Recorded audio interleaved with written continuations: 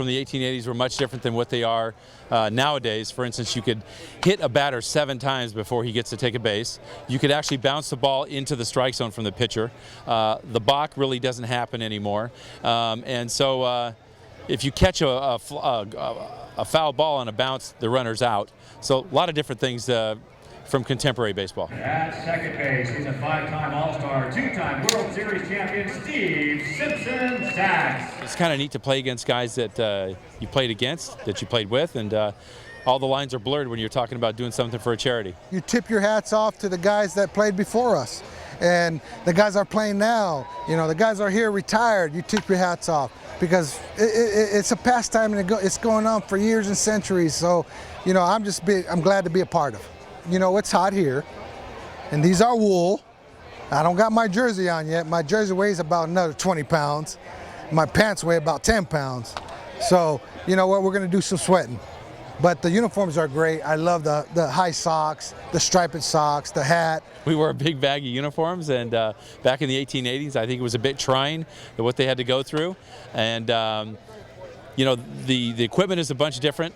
You know, the bats are pretty cumbersome, big and bulky. The ball is a little bit bigger and it's harder. It doesn't travel much. Thus, the dead ball era. That's what they called it back then. That's where there weren't many home runs hit back then. It was more station-to-station baseball. The gloves that we use are pretty small.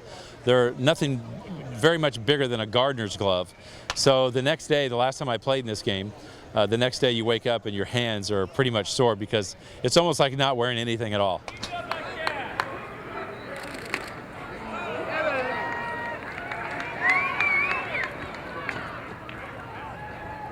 The game was very simple in 1886.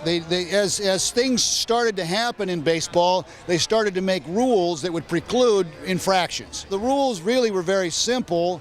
The umpire's job was to judge balls and strikes, safes and outs, catch, no catch, fair foul, which when you look at how umpires operate today, it's the same basic premise. It's just there's not so much to do.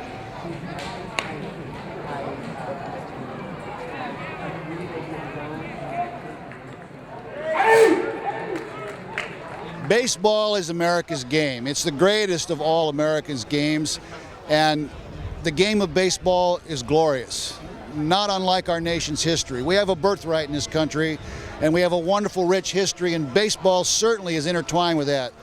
So to have the opportunity to call a baseball game on the 4th of July, on America's birthday, the birth of our independence, what a wonderful, wonderful experience. There's no place on earth I'd rather be right now than right here in Stockton, this ballpark.